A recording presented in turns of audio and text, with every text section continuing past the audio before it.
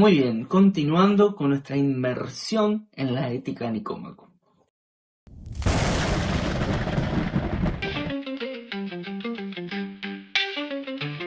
En el capítulo 2 del libro primero, Aristóteles dice lo siguiente. Si pues, de las cosas que hacemos hay algún fin que queramos por sí mismo, y las demás cosas por causa de él, y lo que elegimos no está determinado por otra cosa, pues así el proceso seguiría hasta el infinito, de suerte que el deseo sería vacío y vano, es evidente que este fin será lo bueno y lo mejor. ¿Qué quiere decir esto? Ya empezamos difícil, ya empezamos complicado el video, ¿no? Aristóteles está diciendo lo siguiente. Vimos en el video anterior la relación de medios afines, ¿no? Lo que técnicamente llamamos en filosofía teleología, ¿no? Esa relación de medios afines. Es decir, la conciencia de que todo es un medio para alcanzar algún determinado fin. Incluso hay fines que son medios también para alcanzar otros fines mayores. El tema es, Aristóteles está planteando que si nosotros nos ponemos a analizar medio por medio, fin por fin, vamos a ir al infinito. Porque todo siempre es por algo más, por algo más, por algo más. Nada es en sí mismo, por sí mismo, en un primer momento, en un primer momento. Entonces, para evitar toda esa fórmula matemática larga y compleja, vamos a resumirlo, vamos a reducirlo y a convenir lo siguiente. ¿Cuál es el fin mayor? ¿Cuál es ese bien mayor al cual todas las cosas de la vida, de la naturaleza, de nuestra relación interna y externa, no interpersonal, está vinculado? ¿Cuál es ese fin mayor, ese bien mayor único al que todas las cosas están vinculadas? Sea lo que sea, ese fin mayor, dice Aristóteles, es lo bueno y lo mejor. No es verdad, dice Aristóteles, entonces, que el conocimiento de este bien tendrá un gran peso en nuestra vida y que como arqueros que apuntan a un blanco, miren qué poético, no alcanzaremos mejor el que debemos alcanzar. Si es así, debemos intentar determinar esquemáticamente al menos cuál es este bien y a cuál de las ciencias o facultades pertenece. Tenemos que ser conscientes, razonables y responsables para poder comprender, deducir, llegar al conocimiento de cuál es ese bien.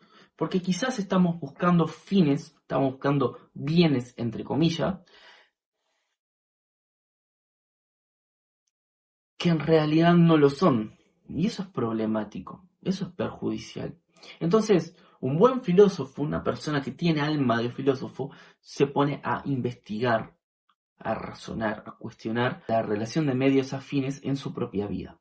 Y tenemos que ver cuál es ese fin, cuál es ese fin mayor y a qué ciencia, es decir, qué es lo que tiene en relación que nos pueda aportar conocimiento sobre él, cuál es esa ciencia que lo aborda. Parecería que ha de ser la suprema y directiva en grado sumo. Es decir, si esa ciencia X, no vamos a poner ahora un spoiler y decir que habla de la política, no.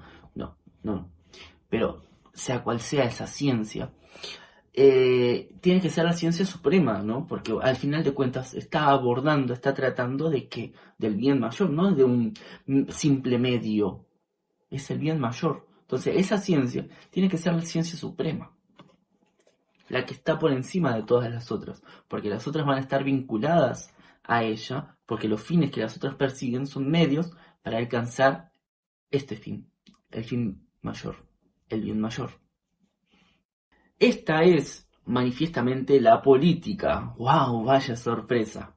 Vamos a ver por qué. Y si tiene que ver con la política partidaria que nosotros vivimos en nuestros países hoy en día. En efecto, ella es la que regula qué ciencias son necesarias en las ciudades y cuáles ha de aprender cada uno y hasta qué extremo. Ojo, que esto es polémico. Ojo que esto es polémico y problemático hoy en día. ¿Por qué? Tenemos que entender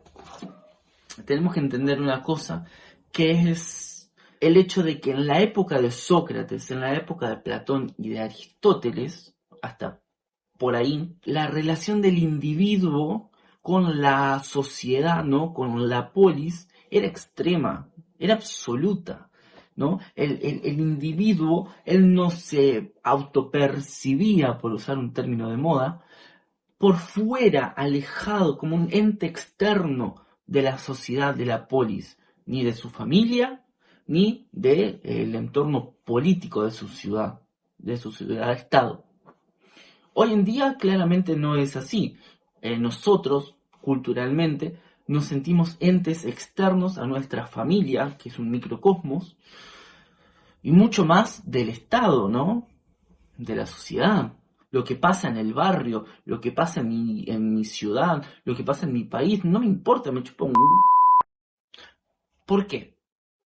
Porque yo me siento ajeno, aparte, a ese entorno, a ese todo, a ese contexto, a ese ecosistema.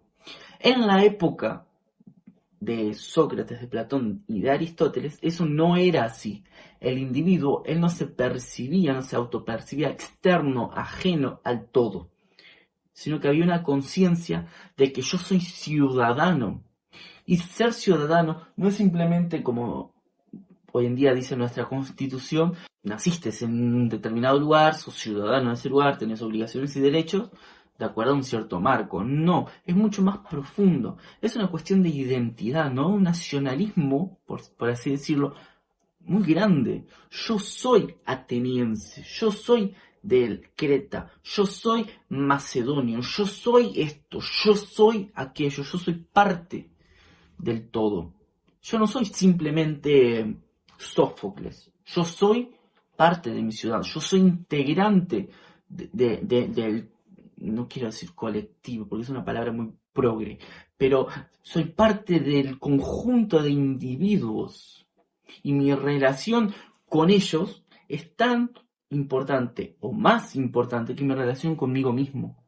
De hecho hay un hecho muy curioso y es que cuando Sócrates está en su juicio y tiene, bueno, que decidir cuál va a ser al final su pena, su sentencia, ¿no? Entre el exilio, ¿no? La expatriación y la muerte, él elige la muerte. ¿Por qué Sócrates elige la muerte? Porque no hay peor vergüenza que ser un despatriado, que hay que ser un exiliado, que ser una persona sin patria, fuera de su ciudad. Tamaña era la conciencia y la identidad con el todo. ¿Tá? Entonces, considerando esto, que es muy diferente a lo que nosotros vivimos hoy en día, la política es tan importante en la filosofía aristotélica. ¿Por qué? Porque ella es la disciplina, es el conocimiento, es la rama del saber que cuida de la vida de los individuos. Como dice Aristóteles, regula qué ciencias son necesarias en las ciudades y cuáles ha de aprender cada uno y hasta qué extremo. Y esto es algo muy importante para tener en cuenta y no olvidar nunca. En la época de ellos, hace unos 2500 años, tirando ahí redondeando, no había tanta importancia con lo que yo quiero hacer, ¿no? Ay, no, porque yo me siento que soy médico, porque yo me siento que soy profesor.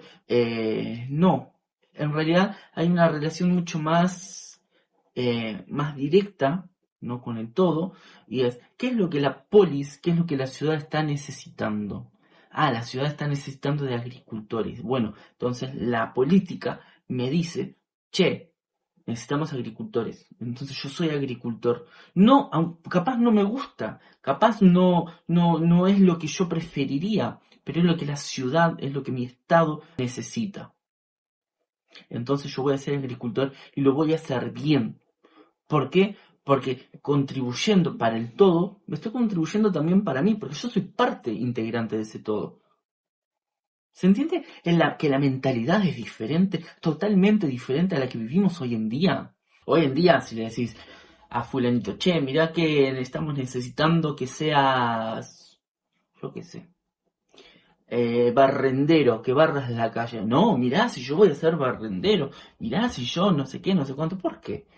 Porque ahí el individuo está en primer lugar, se pone en primer lugar por encima del todo. Porque nosotros no tenemos esa cultura, esa conciencia, esa identidad social con el todo, ¿no? No somos un estado, somos individuos, una mentalidad totalmente diferente. Aún así, tenemos que hacer el ejercicio de ponernos en el lugar de Sócrates por un momento, de Aristóteles por un momento, y decir, ¿cómo era la realidad de él en aquel entonces? ¿Qué es lo que él plantea en relación a esa realidad? ¿Qué es lo que yo puedo extraer de eso para mí? Porque obviamente sería demasiado utópico quizás querer plantear esto y querer imponer esto en nuestra sociedad hoy en día, siendo que la mentalidad es totalmente diferente, ¿no? Yo creo que hoy en día quizás estamos más cerca de una filosofía más estoica que la aristotélica. ¿Por qué? Porque no hay esa identidad con el todo. Entonces no podemos plantear esto, plasmar esto, ejecutar esto al pie de la letra. Hay que aprender a filtrar y a agarrar aquello que de verdad nos sea aplicable y útil. Continúa Aristóteles. Vemos, además, que las facultades más estimadas le están subordinadas, como la estrategia, la economía y la retórica. La política, en el contexto aristotélico, en el contexto de griego, cuida, atiende, administra la estrategia, es decir, la guerra, ¿no? Las técnicas, la economía, la retórica, todo lo que tiene que ver con la polis, con la sociedad y obviamente con el individuo, está subordinado a la política. ¿Por qué? Porque la polis ateniense era ¿qué? Democrática. Entonces la política era ese arte, por así decirle, arte, en el cual los ciudadanos, los considerados ciudadanos, se reunían para debatir sobre determinadas decisiones y tomar, bueno, hay que hacer esto. Y decidir, bueno, hay que hacer esto, hay que hacer aquello, hay que solucionar esto, no sé qué, no sé cuánto. ¿Se entiende? Entonces la política, ella atiende a todas las otras necesidades. Todo está subordinado a la política. Y puesto que la política se sirve de las demás ciencias y prescribe, es decir, es la política la que dictamina, va a ser así y no va a ser así, si hay que hacer esto, no hay que hacer aquello. Además, ¿qué se debe hacer y qué se debe evitar? Lo que decía recién. El fin de ella incluirá los fines de las demás ciencias, es decir, los fines de todo lo otro que se pueda hacer en la sociedad va a repercutir o va a estar vinculado directamente a la política. El fin de ella incluirá los fines de las demás ciencias, de modo que constituirá el bien del hombre. Pues, aunque sea el mismo, el bien del individuo, ojo, por favor, acá, cámara, a ver, prestemos atención a esta parte, porque esta parte es fundamental. Si entendemos esto, nota 12, nota 1000, ¿no? Tipo, ya está, entendimos todo. Pues, aunque sea el mismo, el bien del individuo y el de la ciudad, es evidente que es mucho más grande y más perfecto alcanzar y salvaguardar el de la ciudad, no el del individuo, el de la ciudad. Miren la conciencia, la comprensión del todo. No importa el individuo. Todo bien, es bueno velar por el bienestar del individuo. En lo que se pueda hacer por el individuo hay que hacerlo y hay que ayudarlo, hay que levantarlo. Genial. Ahora, principalmente y en primer lugar, el de la ciudad, el del Estado, el del todo. Porque procurar el bien de una persona es algo deseable, pero es más hermoso y divino conseguirlo para un pueblo y para ciudades. Maravilloso, realmente maravilloso.